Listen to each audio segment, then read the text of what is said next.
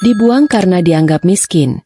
Aku tertawa puas saat datang ke nikahan mantan suami dan melihat istri barunya ternyata orang yang tak kusangka. Sebelum kita mulai lebih lanjut, yuk, tekan tombol suka, serta tombol subscribe agar tidak ketinggalan kisah menarik lainnya. Dan jangan lupa absen asal kota Bapak Ibu di kolom komentar. Semoga rezeki kita semua dilancarkan, kesehatan kita diberkahi, dan keluarga kita selalu harmonis dalam lindungannya. Amin.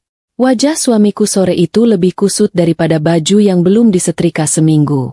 Fajar membanting pintu depan dengan tenaga yang cukup untuk membuat cicak di dinding jatuh karena kaget. Tas kerjanya dilempar begitu saja ke sofa. Nyaris menimpa toples kerupuk yang baru kusiapkan untuk teman nonton televisi. Biasanya, Fajar akan langsung berteriak minta kopi atau memarahi aku kalau rumah belum rapi. Tapi hari ini dia diam 1000 bahasa. Persis patung selamat datang di perbatasan kota. Suara langkah kaki yang berat dan terburu-buru menandakan kedatangan ibu mertua, Bu Bariah, sang ratu drama di rumah ini. Dia muncul dari dapur sambil membawa kipas tangan. Mungkin kepanasan atau memang hobinya mengipasi masalah biar makin besar. Melihat anak kesayangannya duduk lemas dengan wajah pucat pasi, insting keibuannya langsung menyala. Tapi tentu saja dengan cara yang salah. Bukannya mengambilkan air minum, dia malah langsung memberondong pertanyaan dengan suara yang volumenya bisa membangunkan tetangga satu rukun tetangga. Fajar akhirnya buka mulut, dan kalimat yang keluar dari bibirnya sukses membuat jantungku seperti berhenti berdetak sebentar. Dengan suara bergetar menahan tangis, dia mengaku baru saja melakukan kesalahan yang sangat fatal. 200 juta rupiah, uang upah buruh panen sawit yang seharusnya dia bagikan besok pagi, sudah ludes tak bersisa. Alasannya sungguh klise dan membuat darahku mendidih. Dia kalah telak di meja judi. Katanya ingin menggandakan uang itu biar bisa beli mobil baru untuk ibunya. Tapi nasib berkata lain. Uang itu malah menguap tanpa jejak. Reaksi Bu Bariah sungguh di luar dugaan. Dia tidak memeluk anaknya atau memukulnya karena marah. Hal pertama yang dia lakukan adalah lari ke jendela depan dan menutup gorden rapat-rapat. Prioritas utamanya ternyata bukan nasib Fajar yang terancam penjara, tapi mulut tetangga yang pedasnya melebihi sambal terasi buatanku. Dia takut kalau Bu Tejo sebelah rumah dengar. Besok pagi satu komplek pasti sudah tahu aib ini dan gengsinya sebagai ibu dari seorang mandor besar akan hancur lebur. Masalahnya semakin runyam karena lusa akan ada pemeriksaan keuangan mendadak dari pusat. Pemilik pabrik, Pak Dharma, dikabarkan akan turun langsung memeriksa pembukuan karena ada laporan ketidakberesan. Fajar tahu betul watak Pak Dharma yang terkenal tegas dan tidak kenal ampun pada maling berdasi. Kalau uang 200 juta itu tidak kembali ke brankas dalam waktu 48 jam, Fajar bukan cuma dipecat secara tidak hormat, tapi bakal pindah tempat tidur ke balik jeruji besi yang dingin dan bau apek. Aku hanya duduk diam di sudut ruangan, memperhatikan dua manusia yang sedang panik ini. Lucu rasanya melihat Fajar ketakutan setengah mati pada Pak Dharma. Padahal kalau dia tahu siapa aku sebenarnya, dan apa hubunganku dengan Pak Dharma serta pabrik itu, mungkin dia akan sujud di kakiku sekarang juga. Tapi aku menahan diri. Bibirku terkunci rapat. Aku ingin melihat sejauh mana mereka akan bertindak. Apakah mereka akan jujur dan meminta maaf, atau justru mencari jalan pintas yang kotor. Bu Bariah mulai mondar-mandir di ruang tamu seperti setrika panas. Mulutnya komat-kamit menyalahkan nasib, menyalahkan teman-teman Fajar yang mengajak judi, bahkan menyalahkan aku yang katanya pembawa sial karena sore ini masak sayur asem yang keasinan. Logika macam apa itu? Masak sayur asin bisa bikin uang 200 juta hilang? Tapi ya sudahlah. Berdebat dengan Bu Bariah itu sama seperti bicara dengan tembok, buang-buang tenaga dan bikin sakit kepala. Fajar kini bersimpuh di kaki ibunya, merengek seperti anak kecil yang mainannya hilang dicuri teman. Dia memohon agar ibunya mencarikan solusi, karena dia tidak mau dipenjara dan makan nasi jatah narapidana yang kerasnya minta ampun. Pemandangan ini sungguh menyedihkan sekaligus menggelikan. Seorang laki-laki dewasa, kepala mandor yang dihormati di pabrik, sekarang menciut nyalinya hanya karena keserakahannya sendiri. Malam itu, ruang tamu kami terasa lebih panas dari neraka bocor. Tidak ada solusi yang keluar, hanya ratapan dan saling menyalahkan. Aku bangkit dari kursi, berniat ke dapur untuk membuat teh hangat, sekadar untuk menenangkan sarafku sendiri yang mulai tegang. Di balik punggungku, aku mendengar Bubariah berbisik pada Fajar dengan nada licik, sebuah bisikan yang membuat perasaanku tidak enak. Badai besar sepertinya baru saja akan dimulai di rumah kecil ini. Suasana hening yang mencekam itu akhirnya pecah saat aku meletakkan nampan berisi 3 gelas teh hangat di meja. Bunyi denting gelas yang beradu dengan tatakan piring membuat Fajar dan ibunya terlonjak kaget. Seolah aku baru saja meledakkan petasan di dalam rumah. Aku menarik napas panjang, mencoba menekan rasa kesal yang sudah sampai di ubun-ubun melihat tingkah dua manusia yang sedang kehilangan akal sehat ini. Sebenarnya aku malas ikut campur. Tapi membiarkan suamiku masuk penjara juga bukan pilihan yang bijak saat ini, apalagi mengingat statusku yang sebenarnya. Dengan suara pelan namun tegas, aku menawarkan satu-satunya jalan keluar yang masuk akal yang bisa kuberikan sebagai istri mandor biasa. Aku bilang pada mereka kalau aku punya tabungan emas dan sedikit uang tunai peninggalan almarhum orang tuaku yang selama ini kusimpan rapat-rapat di bawah kasur. Jumlahnya lumayan, sekitar 100 juta rupiah. Cukup untuk menutup separuh dari lubang menganga yang dibuat Fajar. Sisanya, kita bisa gadaikan motor dan cari pinjaman ke koperasi simpan pinjam besok pagi-pagi sekali. Mata Fajar yang tadinya redup seperti lampu 5 watt yang mau putus, mendadak berbinar terang benderang. Dia langsung menyambar tanganku, menggenggamnya erat seolah aku adalah pelampung penyelamat di tengah lautan badai. Mulutnya mulai meracau mengucapkan terima kasih berulang kali. Bahkan dia berjanji akan berhenti judi dan jadi suami yang lebih baik. Untuk sesaat, aku hampir percaya kalau manusia ini bisa berubah, dan hatiku sedikit luluh melihat kepanikan di wajahnya yang perlahan memudar. Belum sempat Fajar menyelesaikan kalimat manisnya, tawa sinis Bubariah meledak memenuhi ruangan tamu yang sempit itu. Itu bukan tawa lega, melainkan tawa mengejek yang suaranya mirip gesekan kapur tulis di papan hitam, bikin ngilu gigi. Dia menatapku dari ujung kepala sampai ujung kaki dengan pandangan meremehkan yang sudah sangat hafal di luar kepala. Baginya, solusi yang kutawarkan barusan mungkin terdengar seperti lelucon paling tidak lucu sedunia. Kata-kata yang keluar dari mulut mertuaku selanjutnya benar-benar menguji kesabaran tingkat dewa. Dia bilang uang 100 juta itu cuma uang receh, yang tidak ada gunanya sama sekali. Menurut logika ajaib Bubariah, masalah ini butuh 200 juta utuh malam ini juga, bukan dicicil atau ditambal sulam. Dia tidak mau tahu caranya. Pokoknya harus lunas ketika tanpa harus malu gadaikan motor atau terlihat susah di depan orang koperasi. Telunjuknya yang gemuk dan penuh cincin imitasi itu kemudian terarah tepat ke wajahku, menuduhku sebagai istri yang tidak becus mengatur rezeki suami. Katanya, kalau aku istri yang membawa keberuntungan, Fajar tidak akan kena masalah begini. Dia bahkan menuduhku pelit karena baru mengeluarkan uang itu sekarang. Padahal aku baru tahu masalahnya 5 menit yang lalu. Sungguh luar biasa kemampuan Bubariah memutarbalikkan fakta. Dia cocok jadi penulis naskah sinetron azab. Harapanku agar Fajar membelaku pupus ketika saat dia melepaskan genggaman tangannya begitu saja. Fajar kembali menunduk, termakan omongan ibunya bahwa bantuanku memang tidak cukup dan hanya akan memperpanjang penderitaan.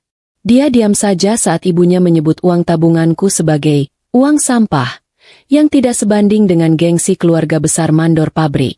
Ternyata, mental tempe Fajar memang tidak bisa diubah. Dia lebih takut pada ibunya daripada kehilangan harga diri di depan istrinya. Rasa sesak memenuhi dadaku, bukan karena sedih, tapi karena menahan tawa melihat kebodohan mereka yang hakiki. Padahal, kalau saja mereka bersikap sedikit lebih manis dan tahu terima kasih, aku bisa saja menelepon Pak Dharma detik ini juga dan membereskan semuanya dalam satu jentikan jari tanpa perlu keluar uang sepeser pun. Tapi tidak, kesombongan mereka menutup mata hati, dan mereka memilih membuang pelampung yang sudah ada di depan mata demi menunggu kapal pesiar yang entah kapan datangnya. Bubariah mengibaskan tangannya di depan wajahku seolah sedang mengusir lalat yang mengganggu makan siang. Dia bilang simpan saja uang recehku itu untuk beli bumbu dapur, karena dia akan mencari jalan lain yang lebih berkelas dan bermartabat. Katanya, keluarga terhormat tidak menyelesaikan masalah dengan cara mengemis ke koperasi atau jual harta benda. Sambil membusungkan dada, dia berkata akan menghubungi kenalan lamanya yang kaya raya, tanpa sadar bahwa keputusan itu adalah awal dari kehancuran mereka sendiri. Saat matahari benar-benar tenggelam dan harapan di wajah Fajar sudah setipis kulit bawang, sebuah mobil sedan hitam mengkilap berhenti tepat di depan pagar rumah kami yang catnya mulai mengelupas. Suara mesinnya begitu halus, kontras sekali dengan detak jantung Fajar yang memburu karena takut itu adalah polisi atau penagih hutang. Namun, yang turun dari mobil itu bukanlah aparat berseragam coklat, melainkan seorang wanita muda dengan penampilan yang lebih mirip lampu hias berjalan daripada tamu agung. Wanita itu melangkah masuk ke halaman dengan sepatu hak tinggi yang bunyinya tok-tok-tok berirama, seolah sedang mengetuk pintu keserakahan penghuni rumah ini. Aroma parfumnya begitu menyengat. Saking kuatnya sampai-sampai nyamuk di teras rumah mungkin langsung pingsan karena mabuk kepayang. Bu Bariah yang tadinya lemah seperti ayam sakit, mendadak langsung tegak berdiri dan menyisir rambutnya yang berantakan dengan jari secepat kilat. Naluri materialistisnya sepertinya mendeteksi bau uang yang jauh lebih wangi daripada parfum tamu tak diundang ini. Fajar langsung melompat dari kursinya dengan mata berbinar, menyambut wanita itu dengan gugup. Ternyata dia adalah Elisa, kenalan baru Fajar yang katanya baru seminggu ini dekat dengannya. Elisa memperkenalkan diri dengan gaya bicara yang dibuat-buat, mendesah manja di setiap ujung kalimat, persis seperti tokoh antagonis di drama radio zaman dulu. Dia mengaku sebagai putri tunggal Juragan Broto, tuan tanah paling kaya raya di kabupaten sebelah yang sawahnya sejauh mata memandang tidak habis-habis. Tanpa basa-basi dan tanpa permisi padaku yang masih berdiri mematung di pojok ruangan sambil memegang nampan kosong, Elisa langsung duduk di sofa terbaik kami. Dia bercerita dengan nada prihatin yang sangat palsu bahwa dia sudah mendengar masalah yang menimpa Fajar. Entah dari mana dia tahu, mungkin Fajar yang mengadu atau dia punya telinga tempayan. Tapi Elisa menawarkan solusi yang membuat rahang Bu Bariah jatuh sampai ke lantai. Dia berjanji akan melunasi seluruh hutang 200 juta itu malam ini juga, tunai, tanpa bunga. Bukan cuma itu, Elisa juga mengiming-imingi janji manis lainnya yang lebih menggiurkan. Katanya, ayahnya si Juragan Broto itu sedang butuh orang kepercayaan untuk mengelola bisnis barunya, dan dia sudah merekomendasikan Fajar untuk posisi direktur utama. Fajar yang mendengar kata, direktur, langsung senyum-senyum sendiri. Mungkin di kepalanya dia sudah membayangkan duduk di kursi empuk sambil tunjuk sana-sini. Lupa kalau 5 menit lalu dia masih menangis takut masuk penjara. Tentu saja, tidak ada makan siang gratis di dunia ini, apalagi dari orang asing yang dandanannya menor seperti ondel-ondel. Elisa mengajukan satu syarat mutlak yang membuat suasana ruangan mendadak hening. Dia bilang ayahnya mendesaknya untuk segera menikah minggu ini juga demi kelancaran bisnis keluarga. Jadi, jika Fajar mau hutangnya lunas dan jabatannya naik, dia harus bersedia menikahi Elisa secepatnya. Alasannya sungguh menggelikan. Katanya dia butuh sosok suami yang tegas dan bertanggung jawab seperti Fajar. Padahal satu kampung juga tahu Fajar itu tegasnya cuma kalau lagi marahi kucing. Aku menahan tawa melihat sandiwara konyol di depan mataku ini. Sebagai orang yang berkecimpung di dunia bisnis perkebunan yang sebenarnya, aku tahu betul siapa Juragan Broto yang asli, dan beliau tidak punya anak perempuan seusia Elisa. Tapi dua manusia di depanku ini sudah dibutakan oleh kilau perhiasan imitasi yang dipakai Elisa. Gelang emas yang berderet di tangan Elisa itu kilaunya terlalu kuning dan mencolok, jelas sekali barang pasar malam, tapi di mata Bu Bariah, itu terlihat seperti berlian murni dari Afrika. Elisa melirik ke arahku sekilas dengan tatapan merendahkan, lalu kembali memusatkan perhatiannya pada Bu Bariah, mengipas-ngipas wajahnya dengan amplop tebal yang dia keluarkan dari tasnya. Bu Bariah menatap amplop itu seperti kucing melihat ikan asin segar. Di titik ini, aku sadar bahwa keberadaanku di ruangan ini sudah dianggap seperti debu di atas meja, tidak terlihat dan siap untuk disingkirkan kapan saja demi menyambut tamu agung pembawa harta karun palsu ini. Suasana di ruang tamu berubah menjadi sidang pengadilan dadakan, di mana palu hakimnya dipegang erat oleh keserakahan Bu Bariah. Elisa, dengan kepandaian akting yang patut diacungi jempol, melempar bom waktu ke tengah-tengah kami. Dia bilang ayahnya, si Juragan Broto fiktif itu, adalah orang yang sangat memegang teguh adat istiadat dan tidak akan sudi punya menantu yang masih terikat masa lalu. Jadi pilihannya sederhana saja buat Fajar. Pilih uang dan jabatan tapi harus jadi duda dulu, Atau pilih tetap beristri tapi besok tidur beralaskan lantai penjara yang dingin? Bu Bariah langsung menyambar tawaran itu lebih cepat daripada ayam mematuk jagung. Tanpa memberi Fajar waktu untuk bernapas atau sekadar menimbang rasa kemanusiaan, dia langsung berdiri berkacak pinggang di hadapanku. Matanya melotot seolah mau lompat keluar dari kelopaknya, menatapku bukan sebagai menantu yang sudah 3 tahun mengurusnya, melainkan sebagai kotoran yang menempel di sepatu mahalnya. Bagi Bu Bariah, aku tiba-tiba berubah menjadi tembok besar yang menghalangi jalan tol menuju kekayaan 7 turunan. Teriakan Bu Bariah malam itu benar-benar memekakan telinga.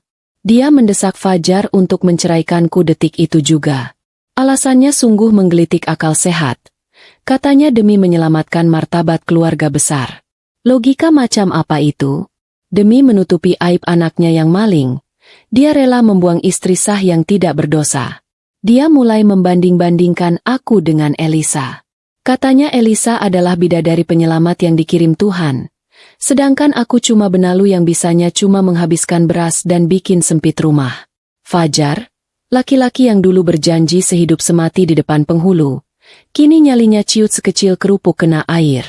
Dia menatapku sekilas, lalu beralih menatap tumpukan uang di pangkuan Elisa, dan keputusan pun diambil dengan sangat mudah.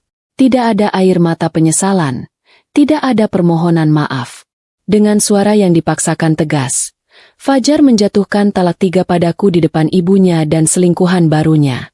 Kata-katanya meluncur begitu saja, memutus ikatan suci pernikahan hanya demi gengsi dan janji manis yang belum tentu benar.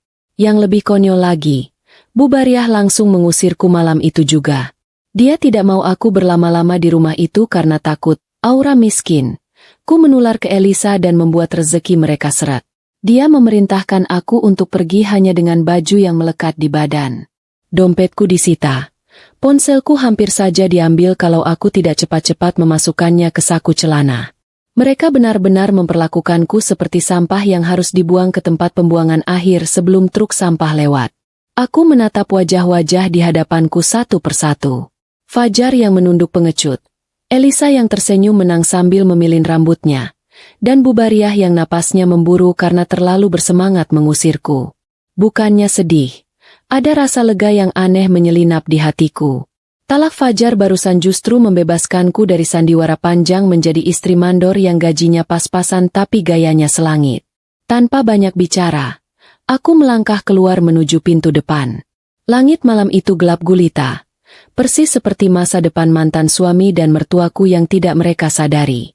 Sebelum menutup pintu, aku sempat mendengar Bu Bariah tertawa girang sambil berkata pada Elisa bahwa sekarang rumah ini sudah bersih dari hama. Aku tersenyum tipis di kegelapan teras, menahan tawa geli membayangkan betapa terkejutnya mereka nanti saat tahu bahwa hama yang mereka buang ini sebenarnya adalah pemilik tanah tempat rumah mereka berdiri.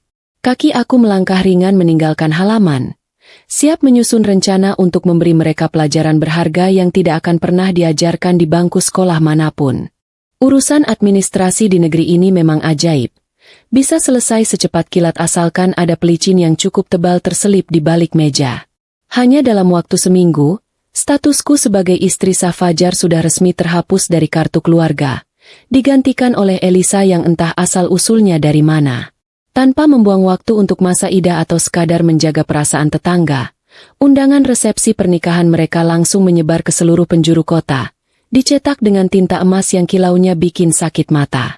Gedung serbaguna kabupaten yang biasanya dipakai untuk senam lansia setiap minggu pagi, hari ini berubah wujud menjadi istana dadakan yang norak bukan main. Hiasan bunga plastik warna-warni menumpuk di sana-sini, bersaing dengan kain dekorasi yang warnanya merah menyala campur emas, persis seperti bungkus permen karet murah. Rupanya, Elisa ingin menunjukkan pada dunia bahwa dia punya selera, meskipun seleranya lebih mirip pasar malam yang sedang obral besar-besaran. Di atas pelaminan, Bu Bariah duduk dengan senyum yang lebarnya bisa menyaingi terowongan kereta api. Dia memakai kebaya yang penuh payet berkilauan, ditambah kalung emas seberat rantai kapal yang melingkar di lehernya. Tentu saja itu semua adalah perhiasan pinjaman dari Elisa. Tapi gaya Bu Bariah saat memamerkannya ke tamu undangan seolah-olah dia baru saja memborong separuh isi toko emas. Dia sibuk menyalami tamu sambil sedikit membusungkan dada, Bangga sekali akhirnya punya menantu yang dia pikir anak juragan tanah, bukan wanita biasa sepertiku. Fajar berdiri di samping istri barunya dengan wajah berseri-seri. Persis ayam jago yang baru saja menang sabung di kandang sendiri. Jas sewaan yang dipakainya agak kekecilan di bagian perut. Tapi dia tidak peduli karena rasa percaya dirinya sedang melambung tinggi sampai ke langit ketujuh. Di matanya, masalah hutang 200 juta itu sudah lenyap ditelan janji manis Elisa. Dan dia merasa masa depannya sudah aman sentosa. Dia lupa kalau uang pelunasan itu sebenarnya belum disetorkan Elisa ke kantor, dengan alasan, birokrasi bank sedang lambat. Para tamu undangan yang hadir kebanyakan datang bukan untuk memberi doa restu, melainkan untuk menuntaskan rasa penasaran dan bergosip ria sambil makan gratis.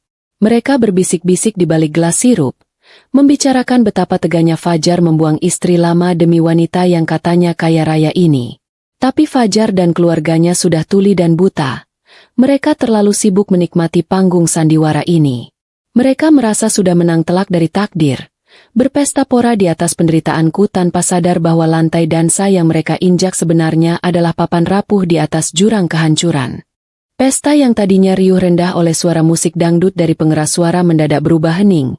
Seolah-olah ada malaikat pencabut nyawa yang baru saja numpang lewat di tengah ruangan. Aku tidak datang dengan daster kumal atau mata bengkak karena menangis seharian di pojokan kamar, seperti yang mungkin dibayangkan oleh mantan mertuaku. Tidak sama sekali. Malam ini, aku melangkah turun dari mobil mewah hitam legam, mengenakan kebaya merah marun berbahan sutra asli, bukan sutra kiloan pasar, yang harganya mungkin cukup untuk melunasi cicilan motor Fajar selama setahun penuh.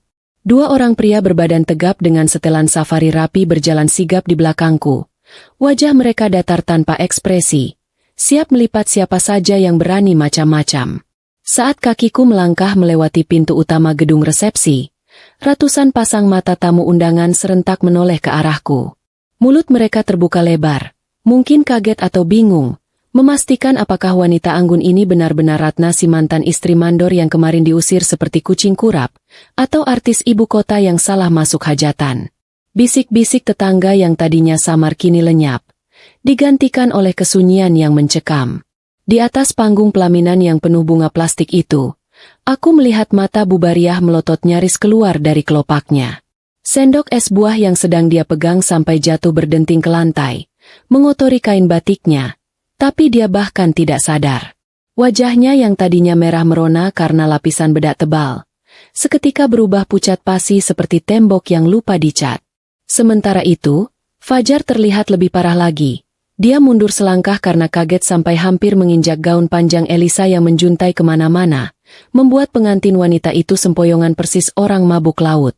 Aku bisa membaca pikiran mereka dari kejauhan. Mereka pasti mengira aku datang untuk mengemis minta rujuk, menangis histeris di kaki Fajar, atau membuat keributan norak ala sinetron Siang Bolong. Fajar bahkan terlihat panik memberi kode tangan pada petugas keamanan gedung untuk segera menyeretku keluar sebelum aku merusak pesta mewah mereka. Lucunya, dua orang satpam yang hendak mendekat justru malah mundur teratur dan pura-pura sibuk membetulkan tali sepatu saat melihat dua ajudanku menatap tajam ke arah mereka. Satpam itu sepertinya sadar diri. Gaji bulanan mereka rasanya tidak sebanding dengan risiko babak belur menghadapi pengawalku. Dengan senyum tipis yang kusunggingkan senatural mungkin, aku melangkah santai membelah kerumunan tamu. Orang-orang yang tadinya berdiri menghalangi jalan, otomatis minggir memberi ruang bak membelah lautan, seolah aura yang kubawa memaksa mereka untuk menepi. Langkah kakiku tenang namun pasti. Suara ketukan sepatu hak tinggiku di lantai keramik terdengar jelas di tengah keheningan gedung. Aku menikmati setiap detik ketakutan yang terpancar dari wajah Fajar dan ibunya. Ini bukan kunjungan balas dendam yang penuh amarah dan teriak-teriak. Ini adalah kunjungan kehormatan untuk memberikan kejutan terakhir yang tidak akan pernah mereka lupakan seumur hidup. Langkah kakiku terasa begitu ringan saat menyusuri karpet merah yang terbentang di tengah gedung, seolah aku sedang berjalan di atas awan, bukan di atas lantai gedung serbaguna yang karpetnya sedikit berdebu dan berbau apek. Rasanya aneh sekaligus menyenangkan menjadi pusat perhatian ratusan orang yang selama ini mungkin memandangku sebelah mata. Dulu, saat masih menjadi istri Fajar, aku selalu berjalan menunduk, takut salah tingkah, takut dibilang tidak sopan, Atau takut baju murahanku jadi bahan omongan tetangga. Tapi malam ini, daguku terangkat tinggi, bukan karena sombong, tapi karena aku tahu siapa diriku yang sebenarnya dan permainan apa yang sedang kumainkan. Ibu-ibu arisan yang biasanya paling berisik kalau sedang mengocok gelas undian, mendadak jadi patung lilin yang lupa bernapas saat aku lewat di depan meja prasmanan mereka. Aku sempat melirik sekilas ke arah piring mereka yang menumpuk penuh rendang dan kerupuk. Sepertinya nafsu makan mereka hilang seketika melihat penampilanku yang berubah 180 derajat. Mungkin di kepala mereka sedang terjadi perang batin yang dahsyat. Bingung membedakan apakah ini Ratna si istri mandor yang sederhana itu, atau kembarannya yang selama ini disembunyikan di luar negeri. Lucu sekali melihat wajah-wajah penasaran yang tertahan gengsi itu.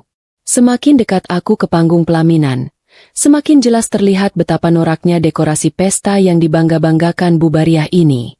Dari jauh memang kelihatan meriah, tapi dari dekat, bunga-bunga plastik itu warnanya sudah pudar karena terlalu sering disewakan, dan kain-kain emas yang digantung di langit-langit itu lebih mirip bungkus permen coklat kiloan daripada dekorasi kerajaan.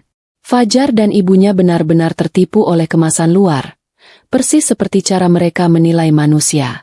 Mereka silau oleh kilauan palsu, sampai lupa mengecek apakah di dalamnya ada emas murni atau cuma besi karatan yang disepuh cat semprot. Wajah mantan suamiku itu kini terlihat jelas.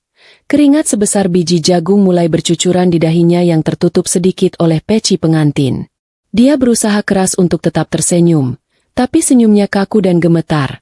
Persis orang yang sedang menahan sakit perut karena kebanyakan makan sambal tapi tidak bisa ke belakang. Matanya bergerak liar, melirik ke kanan dan kiri. Mungkin mencari celah untuk kabur atau berharap lantai panggung tiba-tiba terbuka dan menelannya bulat-bulat. Kasihan sekali Fajar.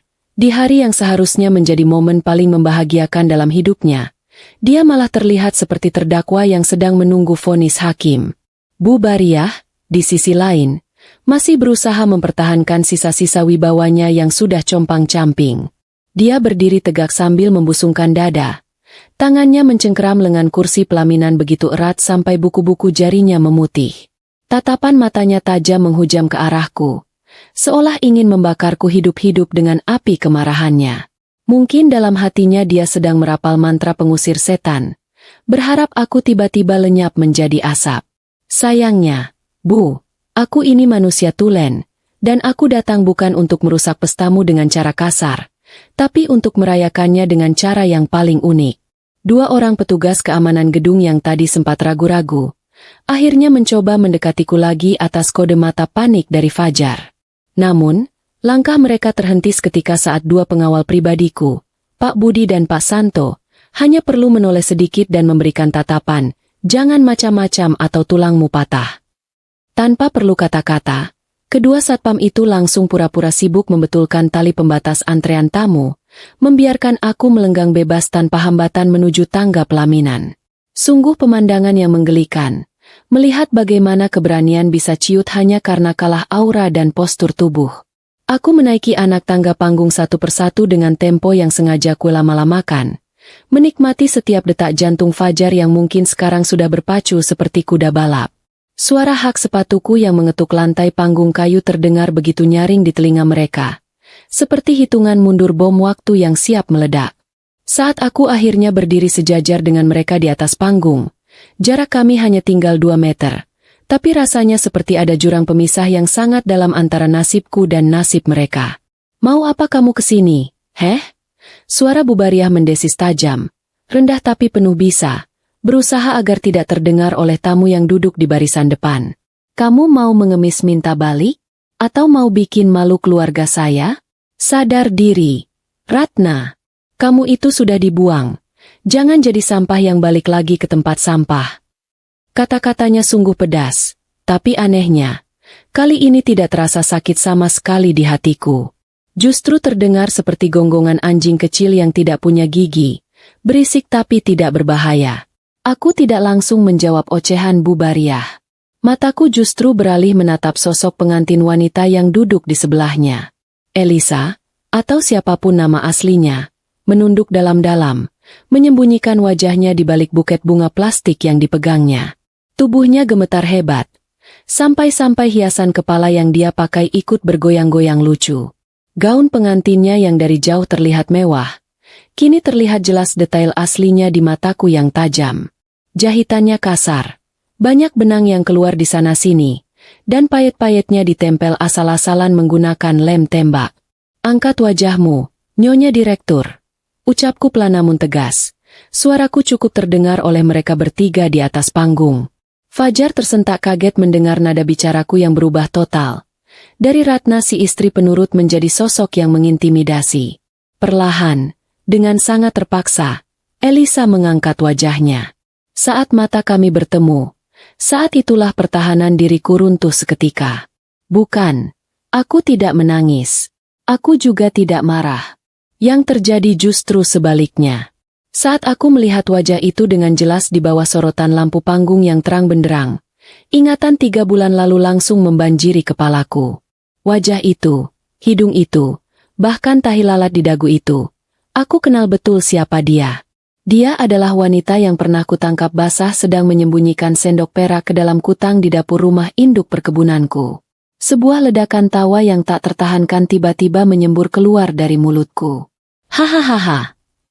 Tawaku pecah, menggelegar memenuhi ruangan gedung yang hening. Aku tertawa begitu keras, begitu lepas. Sampai-sampai aku harus memegangi perutku yang terasa kram. Ini bukan tawa dibuat-buat. Ini tawa murni karena geli yang luar biasa. Bagaimana bisa dunia ini begitu sempit dan skenarionya begitu konyol?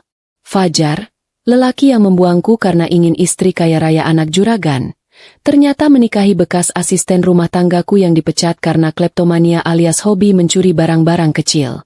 Tawaku makin menjadi-jadi saat melihat ekspresi bingung Fajar. Dia menatapku seolah aku sudah gila karena stres dicerai. Tamu-tamu undangan di bawah sana mulai berbisik riuh. Mereka mungkin mengira aku sedang kesurupan atau tertawa dalam tangis saking sakit hatinya. Padahal, demi Tuhan, ini adalah komedi paling lucu yang pernah kutonton secara langsung, dan tiketnya gratis pula. Kenapa tertawa? Diam kamu, bentak Bubariah. Wajahnya merah pada menahan malu. Dia bangkit dari kursinya, hendak menampar pipiku, tapi gerakannya terhenti di udara saat melihat sorot mataku yang masih basah karena air mata tawa. Kamu gila ya? Stres kamu karena miskin? Jangan bikin malu di acara anakku. Aku berusaha menghentikan tawaku, menarik napas panjang berulang kali sambil menyeka sudut mataku dengan jari yang lentik. Aduh, maaf, Bubariah. Saya benar-benar tidak tahan. Ucapku terbata-bata di sela sisa tawa. Ibu bilang tadi apa? Bidadari penyelamat? Putri Juragan Broto? Hahaha. Fajar maju selangkah, mencoba terlihat berwibawa meski lututnya gemetar. Ratna, cukup. Kalau kamu datang cuma buat mengacau, lebih baik kamu pergi. Jangan hina istriku. Dia wanita terhormat, jauh lebih berkelas dari kamu. Belanya dengan suara lantang, mungkin berharap tamu undangan simpati padanya. Mendengar kata, terhormat, keluar dari mulut Fajar untuk membela Elisa, rasa geliku makin memuncak. Betapa ironisnya hidup ini. Fajar membela maling sendok mati-matian dan menghina pemilik pabrik tempatnya bekerja. Kalau saja kebodohan bisa dijual, Fajar pasti sudah jadi miliarder nomor 1 di dunia.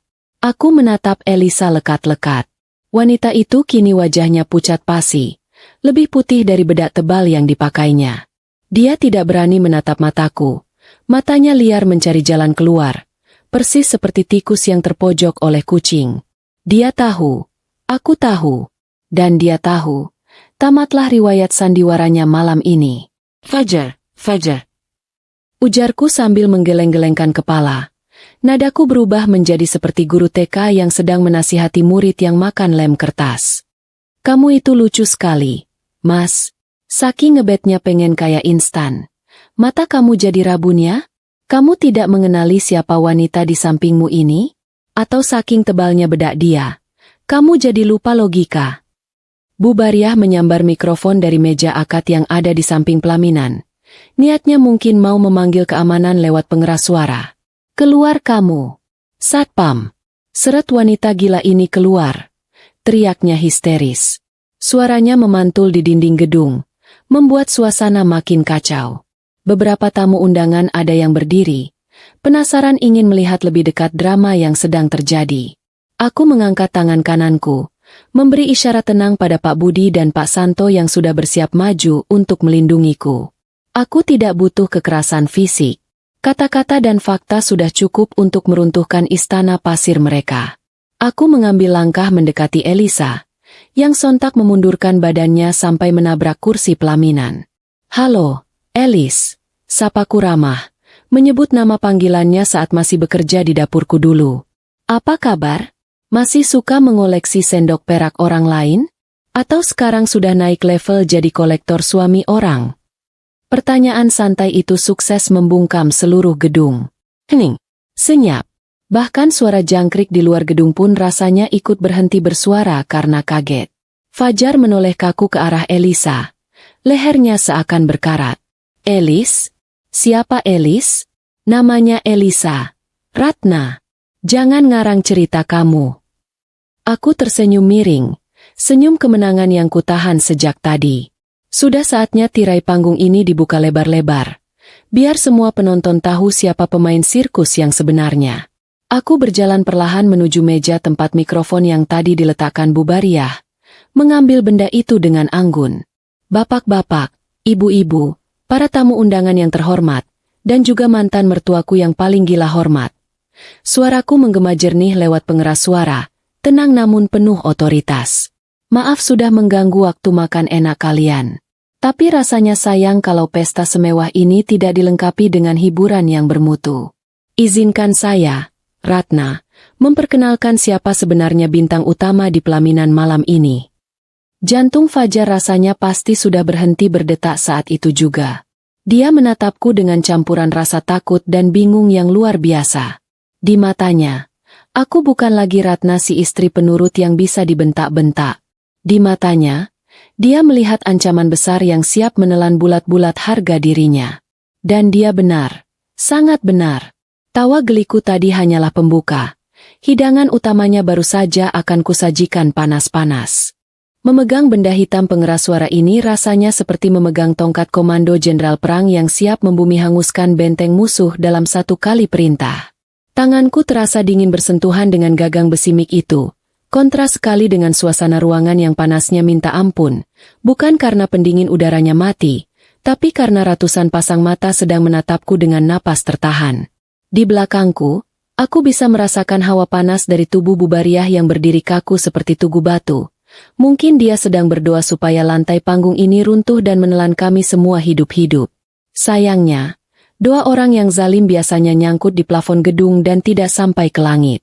Aku menarik napas panjang, mengisi paru-paruku dengan aroma melati dari hiasan pengantin yang mulai layu, bercampur dengan bau keringat ketakutan yang menguar deras dari tubuh Fajar dan Elisa. Suasana hening yang mencekam ini sungguh nikmat. Rasanya seperti saat guru sedang membagikan kertas ulangan matematika yang susah minta ampun, tegang, sunyi, dan penuh kepasrahan. Bedanya, di sini akulah gurunya, dan nilai merah sudah tercetak jelas di jidat mereka bertiga. "Bapak-bapak dan ibu-ibu sekalian," aku memulai pidatoku dengan nada suara yang tenang, lembut, tapi setiap suku katanya kutekan dengan jelas agar masuk ke gendang telinga semua orang, termasuk tukang parkir di luar gedung sana.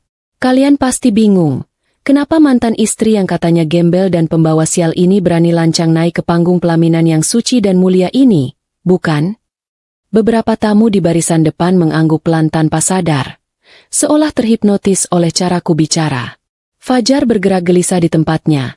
Dia mau maju merebut pengeras suara di tanganku, tapi satu deheman keras dari Pak Budi, pengawalku yang badannya segede lemari 2 pintu, membuat nyali Fajar ciut kembali ke ukuran biji sawi. Dia hanya bisa berdiri mematung sambil meremas ujung jas sewaannya yang kekecilan. "Saya berdiri di sini bukan karena cemburu," lanjutku sambil tersenyum manis ke arah Fajar. Senyum yang kubuat semanis madu tapi beracun. "Demi Tuhan, saya justru sangat bahagia. Saya ingin mengucapkan selamat yang sebesar-besarnya kepada Mas Fajar, mantan suami saya yang tercinta, karena akhirnya cita-citanya tercapai. Dia selalu bermimpi punya istri yang levelnya tinggi, wanita karir yang mandiri, dan punya banyak koleksi barang berharga. Dan hari ini, Mimpinya terwujud. Bu Bariah mulai terlihat bingung. Alisnya yang digambar tebal seperti lintah itu berkerut dalam. Mungkin dia berpikir aku sudah gila atau mendadak jadi baik hati. Dia bahkan sempat sedikit membusungkan dadanya lagi, merasa bahwa ucapanku barusan adalah pengakuan kekalahan. Ah, Bu Bariah, betapa polos dan mudahnya dirimu dibuai angin surga sebelum diterjang badai topan. Aku memutar tubuhku menghadap Elisa. Wanita yang kini menunduk begitu dalam sampai-sampai dagunya nyaris menyentuh dada. Ayo dong, Tuan Putri. Jangan malu-malu. Tunjukkan wajah cantikmu pada para tamu. Mereka berhak tahu siapa bidadari yang berhasil menggeser posisi saya hanya dalam waktu 1 minggu. Karena Elisa tidak mau bergerak, aku melangkah mendekat dan dengan gerakan cepat namun halus, aku menyibakkan sedikit rangkaian bunga melati yang menutupi sebagian wajahnya. Wajah itu kini terekspos jelas di bawah lampu sorot. Bedak tebalnya sudah luntur di bagian hidung dan dahi karena keringat, membuat wajahnya terlihat belang-belang seperti tembok yang catnya belum rata. Matanya basah, tapi bukan karena haru, melainkan karena dia tahu riwayatnya sudah tamat. Hadirin sekalian, seruku lantang sambil menunjuk wajah Elisa dengan tangan kiriku. Perkenalkan, wanita anggun yang duduk di pelaminan ini, yang katanya putri tunggal Juragan Broto, tuan tanah terkaya di kabupaten sebelah, sebenarnya bernama asli Elis. Aku memberi jeda sebentar, membiarkan nama itu menggantung di udara. Elis ini adalah wanita karir yang sangat hebat, sangat gigih. 3 bulan yang lalu, saya merekrutnya secara pribadi. Ya, Elis ini adalah mantan karyawan saya. Suara gumaman mulai terdengar riuh di bawah panggung. Wah, ternyata mantan karyawannya Ratna. Bisik salah satu ibu-ibu arisan yang suaranya cukup kencang. Hebat ya, berarti dia sukses dong sekarang. Aku tersenyum mendengar bisikan itu. Betul sekali, Bu. Dia sangat sukses. Sukses membuat saya pusing 7 keliling. Elis ini bekerja di bagian manajemen kebersihan dan logistik rumah tangga di kediaman saya. Atau bahasa sederhananya yang lebih mudah dimengerti Bapak Ibu sekalian. Elis adalah asisten rumah tangga alias pembantu yang bertugas menyikat kamar mandi dan mencuci piring kotor di rumah induk perkebunan saya. Boom! Suasana gedung meledak seketika. Suara riuh rendah yang tadinya cuma gumaman, kini berubah menjadi teriakan kaget dan tawa tertahan. Apa?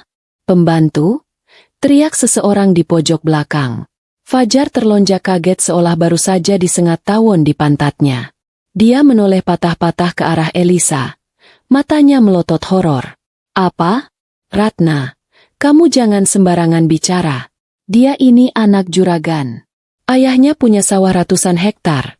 Bantah Fajar dengan suara serak, berusaha menyangkal kenyataan yang mulai merayapi akal sehatnya. Aku tertawa renyah. Kali ini tawa yang benar-benar mengejek. Mas Fajar, kamu ini lugu atau memang bodohnya sudah mendarah daging? Coba kamu tanya sama Tuan Putri, di sebelahmu itu. Tanya, di mana sawah bapaknya? Sawah yang mana? Sawah di dunia mimpi? Atau sawah di permainan ponsel yang sering dia mainkan kalau lagi malas menyapu lantai? Elisa alias Elis kini mulai terisak pelan. Bahunya berguncang hebat. Dia tidak berani mengangkat wajahnya sama sekali. Bohong. Kamu bohong. Bu Bariah tiba-tiba maju menyerang. Jarinya menunjuk-nunjuk wajahku dengan beringas. Kamu pasti ngarang cerita karena iri kan? Kamu dengki melihat anak saya bahagia sama orang kaya. Dasar wanita ular. Mana mungkin anak juragan disamakan sama pembantu. Lihat kulitnya. Lihat bajunya. Bersih. Putih. Wangi, mana ada pembantu kayak gini? Aku menggeleng-gelengkan kepala prihatin menatap mantan mertuaku ini. Kasihan, benar-benar kasihan. Saking inginnya punya menantu kaya, dia sampai kehilangan kemampuan mendeteksi kebohongan yang paling dasar. Bu Bariah, jawabku santai. Ibu tahu kenapa kulitnya putih? Karena selama kerja di rumah saya, dia kerjanya cuma di dalam ruangan ber-AC, jarang kena matahari. Dan dia hobi sekali mencuri krim pemutih wajah milik saya yang harganya jutaan. Ibu tahu kenapa dia wangi? Karena sebelum kabur dari rumah saya, Dia menumpahkan sebotol parfum mahal di bajunya. Dan soal baju bagus itu, coba ibu periksa label di bagian leher gaun pengantin yang dia pakai. Saya yakin itu sewaan dari salon Bu Mimin di pasar. Kan? Karena Elis tidak punya uang sepeser pun untuk beli gaun sendiri. Bu Bariah terdiam 1000 bahasa. Mulutnya menganga lebar. Tapi tidak ada suara yang keluar. Dan satu lagi, Mas Fajar. Aku kembali beralih pada mantan suamiku yang wajahnya kini lebih pucat dari mayat. Kamu tahu kenapa dia dipecat dan kabur dari rumah saya? Bukan karena dia ingin mengejar karir atau menikah dengan pangeran berkuda putih sepertimu. Dia kabur karena ketahuan mencuri. Aku melangkah lebih dekat ke arah Elisa, mencondongkan badanku sedikit. Elis, masih ingat kan? 3 cincin emas milik ibu saya, 2 pasang anting berlian, dan uang tunai 5 juta rupiah uang belanja dapur yang kamu sikat dari laci meja rias? Oh iya, jangan lupa koleksi sendok perak antik yang kamu sembunyikan di dalam sarung bantalmu. Masih ada barangnya? Atau sudah kamu jual buat modal menipu keluarga mandor yang gila hormat ini? Elisa akhirnya tidak tahan lagi. Dia menjerit histeris sambil menutup telinganya. Cukup. Diam. Jangan diteruskan. Teriaknya dengan suara cempreng yang sangat kuskenal. Suara yang sama saat dia dulu berteriak minta tolong karena melihat kecoa di kamar mandi pembantu. Pengakuan tidak langsung dari mulut Elisa itu menjadi paku terakhir di peti mati harga diri keluarga Fajar. Tamu undangan kini tidak lagi berbisik. Mereka terang-terangan tertawa dan menyoraki pengantin di panggung. Pengantin penipu. Wah, mandor Fajar kena prank. Bu Bariah, menantunya pinter nyikat WC dong. Celotehan-celotehan pedas dari para tamu itu berterbangan seperti anak panah yang menancap tepat di jantung Bu Bariah. Wanita tua itu limbung. Kakinya lemas seperti jeli. Dia berpegangan pada lengan kursi pelaminan dengan napas tersengal-sengal. Bayangan menjadi besan juragan tanah. Bayangan pamer emas di arisan. Bayangan hidup enak ongkang-ongkang kaki. Semuanya hancur lebur menjadi debu dalam hitungan detik. Fajar menatap Elisa dengan pandangan jijik dan ngeri. Dia mundur menjauh seolah Elisa adalah penyakit menular yang mematikan. Jadi selama ini kamu bohong? Tanya Fajar dengan suara bergetar hebat. Uang pelunasan hutang itu, janji jabatan direktur itu, semuanya bohong. Elisa mengangkat wajahnya yang kini berantakan oleh air mata dan ingus. Riasan matanya yang luntur membuat dia terlihat seperti hantu di film horor murahan. Maafkan aku, Mas. Aku cuma pengen hidup enak. Aku pikir kalau aku nikah sama mandor, aku bisa aman. Aku dikejar-kejar polisi di kota sebelah. Mas, aku butuh tempat sembunyi. Rintih Elisa di sela tangisnya. Jawaban itu membuat Fajar meraung marah. Kurang ajar. Dasar penipu. Kamu hancurkan hidup saya. Fajar mengangkat tangannya hendak menampar Elisa. Tapi lagi-lagi, deheman berat Pak Budi menghentikan gerakannya. Fajar sadar dia tidak bisa berbuat apa-apa di bawah pengawasan pengawalku. Aku kembali berbicara lewat pengeras suara, menikmati setiap detik kehancuran mereka. Nah, bapak-bapak, ibu-ibu, sudah jelaskan sekarang? Drama, Putri Juragan yang tertukar. Ini resmi tamat dengan I-rating I yang sangat memalukan. Pelajaran buat kita semua. Kalau mau cari mantu, dilihat dulu bibit bebet bobotnya. Jangan cuma lihat kilau gelangnya saja. Siapa tahu gelangnya beli di pasar malam 15 ribuan dapat 3. Tawa tamu undangan kembali meledak. Bahkan catering yang sedang menyendok nasi pun ikut tertawa sampai nasinya tumpah. Aku melirik jam tangan emasku. Waktunya hampir habis. Babak terakhir akan segera dimulai. Mas Fajar, panggilku lembut. Satu hal lagi yang perlu kamu tahu. Uang 200 juta yang kamu korupsi itu. Kamu pikir bisa lunas dengan janji manis Elis? Tentu tidak. Dan kamu, Bu Bariah, yang kemarin mengusir saya seperti kucing kurap karena menganggap saya miskin. Ibu tahu siapa pemilik pabrik tempat Fajar bekerja? Siapa pemilik tanah perkebunan tempat rumah dinas kalian berdiri? Bu Bariah menatapku dengan mata nanar. Keringat dingin membasahi seluruh wajahnya. Pemiliknya adalah PT Sawit Makmur Sejahtera, jawabku pelan. Dan komisaris utamanya, orang yang punya tanda tangan paling sakti di perusahaan itu, sedang berdiri di depan ibu sekarang, memegang pengeras suara ini, dan menertawakan kebodohan kalian yang luar biasa. Hening.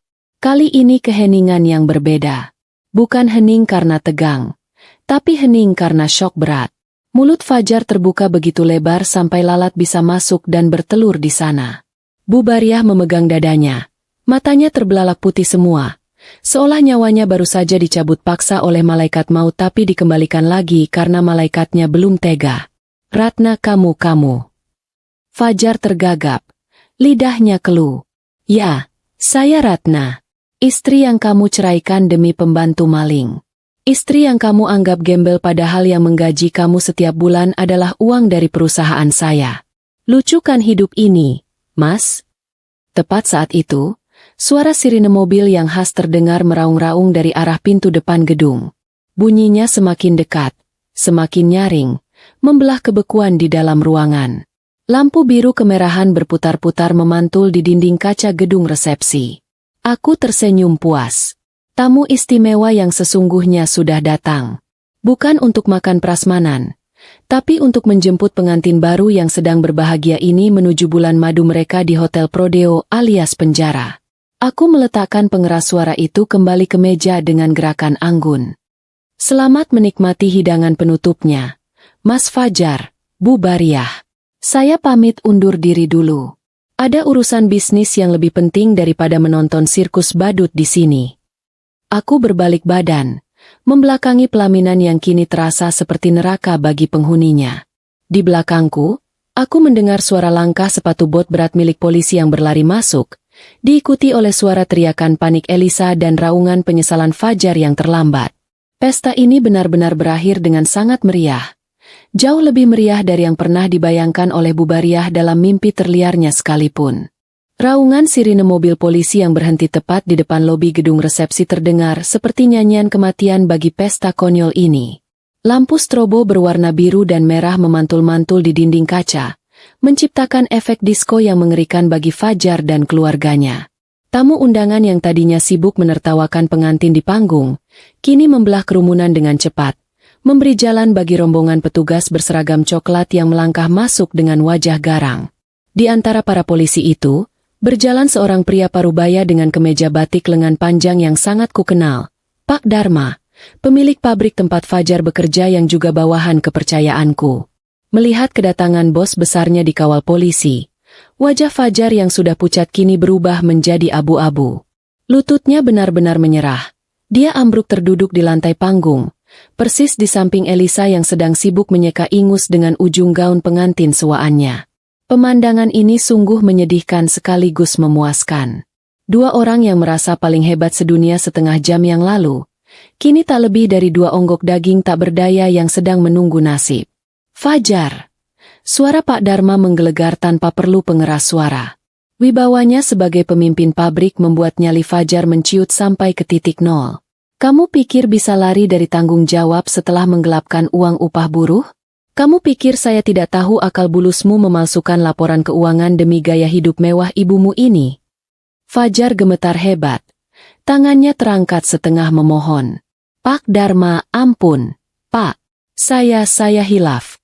Tolong jangan penjarakan saya. Pak, saya janji akan ganti. Istri baru saya maksud saya. Wanita ini katanya kaya. Dia bilang mau bayar. Fajar menunjuk Elisa dengan jari telunjuk yang gemetar. Masih mencoba melempar kesalahan pada orang lain. Pak Dharma mendengus kasar. Tatapannya penuh rasa jijik. Jangan mimpi.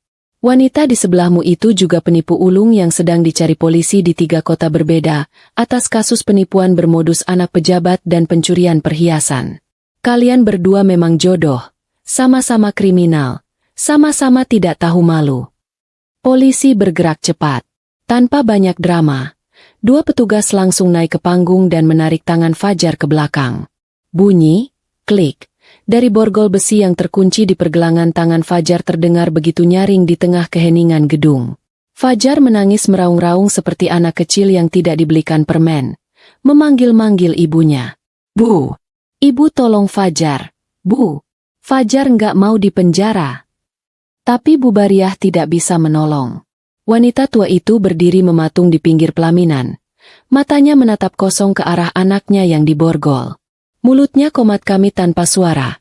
Mungkin otaknya sedang mengalami korsleting parah karena tidak sanggup memproses kenyataan bahwa anak kebanggaannya kini resmi jadi tersangka. Mimpinya punya menantu direktur dan anak juragan musnah sudah berganti dengan bayangan harus menjenguk anak di sel tahanan setiap minggu sambil bawa rantang nasi. Giliran Elisa yang diamankan. Wanita itu sempat mencoba memberontak. Dia menendang-nendang kakinya ke udara dan berteriak bahwa dia dijebak. Lepaskan! Saya bukan maling. Ratna yang jebak saya. Dia yang taruh sendok perak itu di tas saya. Tuduhnya membabi buta. Tentu saja, tidak ada yang percaya. Polisi dengan mudah melumpuhkan perlawanan konyolnya dan menyeretnya turun dari panggung dengan gaun pengantin yang kini kotor dan robek di bagian bawah karena tersangkut paku panggung.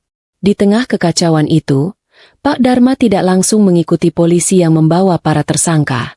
Dia justru berbalik badan, berjalan lurus ke arahku yang masih berdiri santai di dekat meja pengeras suara.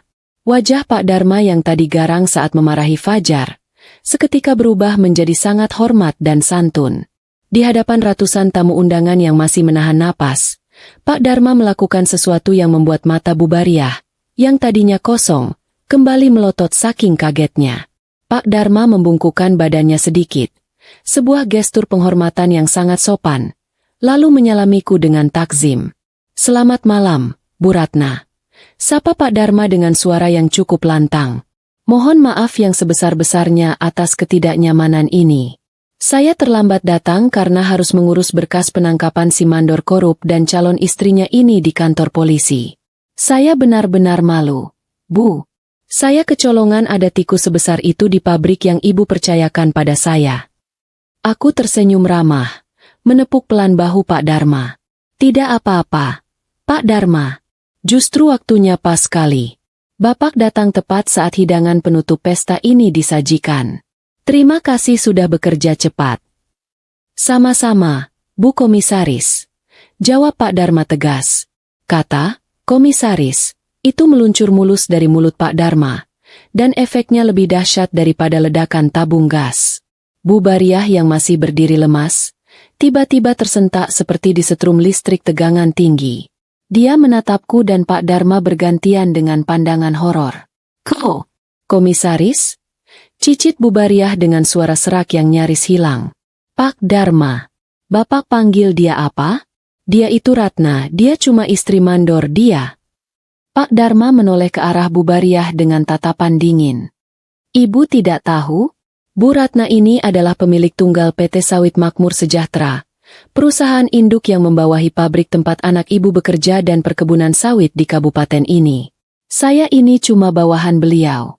Rumah dinas yang ibu tempati, motor yang dipakai Fajar, bahkan tanah tempat ibu berpijak sekarang, semuanya milik Bu Ratna. Fajar yang sedang diseret polisi di pintu keluar sempat menoleh mendengar ucapan itu. Wajahnya yang basah oleh air mata dan ingus kini dipenuhi penyesalan yang amat sangat dalam. Dia baru sadar, dia telah membuang berlian murni seharga triliunan rupiah demi memungut batu kali yang dibungkus kertas kado murah. Dia membuang ratu yang sesungguhnya demi seorang pelayan pencuri. Ratna. Ratna, maafkan aku. Teriak Fajar histeris dari kejauhan sebelum didorong masuk ke dalam mobil polisi. Aku nggak tahu. Sumpah aku nggak tahu. Kita rujuk ya. Rate. Aku masih cinta sama kamu. Aku hanya tertawa kecil mendengar teriakan putus asa itu.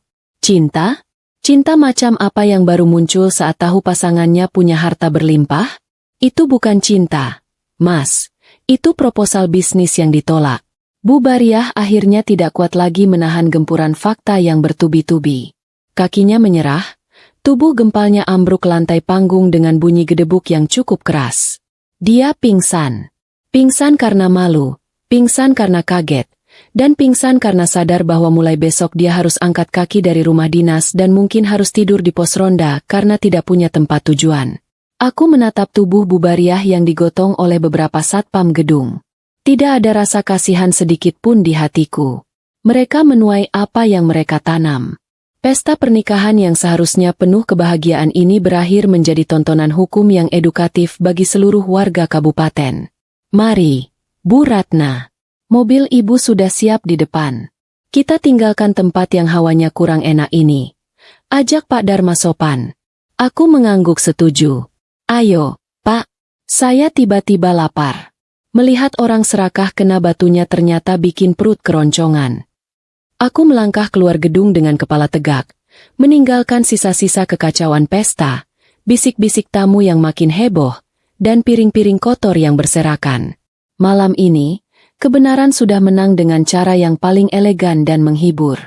Udara malam di luar gedung resepsi terasa jauh lebih segar daripada oksigen manapun yang pernah kuhirup selama 3 tahun terakhir. Angin sepau-sepau menyapa wajahku, seolah alam semesta ikut merayakan kebebasan yang sesungguhnya.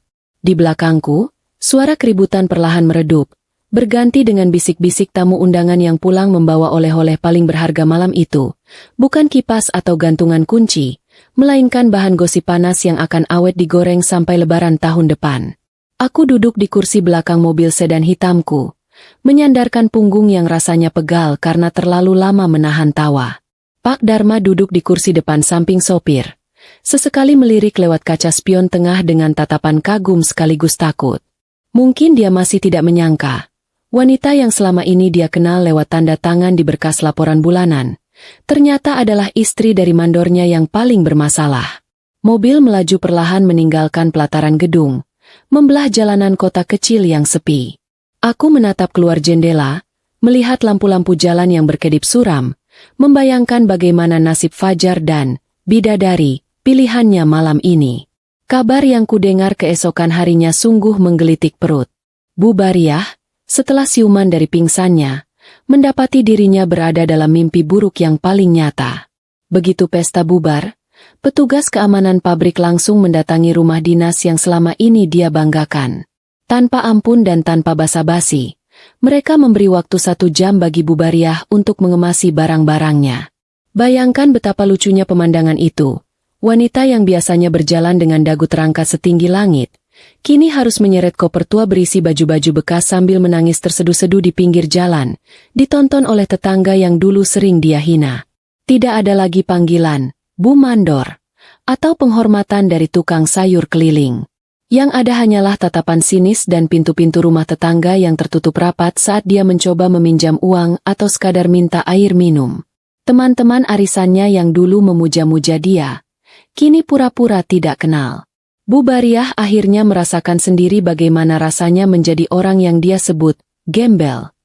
Dia harus menelan ludah pahit kenyataan bahwa kehormatan itu tidak dibeli dengan gengsi, melainkan dibangun dengan perilaku. Kabarnya, dia sekarang pulang ke kampung halamannya, menumpang di gubuk saudaranya yang dulu sering dia ejek miskin. Sementara itu, bulan madu Fajar dan Elisa berlangsung sangat romantis di tempat yang paling aman di dunia, yaitu sel tahanan kantor polisi. Fajar harus mempertanggungjawabkan uang 200 juta yang dia gelapkan, ditambah pasal berlapis tentang pemalsuan dokumen yang baru ditemukan Pak Dharma pagi ini. Elisa, sang putri juragan, ternyata punya daftar kejahatan yang panjangnya melebihi daftar belanjaan bulanan. Mulai dari mencuri perhiasan majikan, menipu anak pejabat dengan modus investasi bodong, sampai menggelapkan uang arisan ibu-ibu komplek. Mereka berdua benar-benar pasangan serasi yang dipersatukan oleh jeruji besi. Seminggu kemudian, aku datang ke pabrik untuk melakukan inspeksi mendadak. Kali ini dengan identitas asliku yang terbuka lebar. Para buruh dan staf yang dulu sering melihatku mengantar rantang makan siang buat Fajar dengan pakaian lusuh, kini menunduk hormat saat aku lewat. Tidak ada lagi tatapan meremehkan. Namun, aku tidak memecat mereka yang dulu pernah ikut-ikutan menghinaku. Biarlah rasa malu menjadi hukuman mereka setiap kali melihat wajahku. Aku hanya tersenyum ramah, senyum yang mengatakan, saya sudah maafkan, tapi saya tidak akan lupa.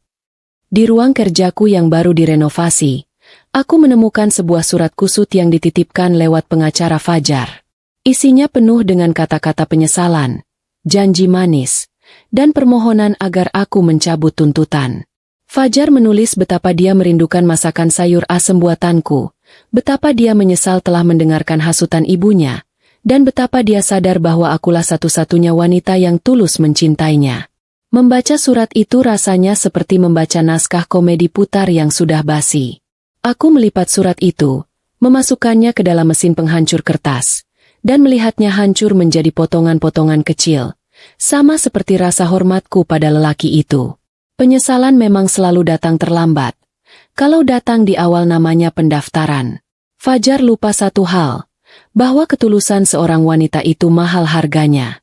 Sekali dia dikhianati dan diinjak-injak harga dirinya, tidak ada jalan untuk kembali, meski jalan itu ditaburi berlian sekalipun. Kini, hidupku kembali tenang. Tidak ada lagi drama mertua gila hormat, tidak ada lagi suami yang tidak tahu diuntung, dan tidak ada lagi sandiwara menyembunyikan kekayaan. Aku bisa menikmati hasil kerja kerasku, mengelola perkebunan, dan membantu orang-orang yang benar-benar membutuhkan, bukan memelihara benalu. Pengalaman ini memberiku pelajaran berharga yang tidak akan kutukar dengan apapun. Jangan pernah menilai buku dari sampulnya, dan jangan pernah menukar berlian abadi di rumah sendiri demi memungut pecahan kaca di jalanan hanya karena dia berkilau tertimpa cahaya lampu. Sore itu, aku berdiri di balkon kantor, menatap hamparan kebun sawit yang menghijau sejauh mata memandang. Matahari terbenam perlahan, menyisakan semburat jingga yang indah di ufuk barat. Aku menyesap teh hangatku, tersenyum tipis pada bayangan masa lalu yang kini sudah terkubur rapat. Fajar dan keluarganya hanyalah babak kecil dalam hidupku yang sudah selesai kutulis. Buku kehidupanku masih tebal, dan halaman-halaman selanjutnya akan kuisi dengan cerita kebahagiaan yang sesungguhnya, tanpa kepalsuan, dan tanpa parasit. Tawa terakhir itu memang milikku, dan rasanya sungguh manis.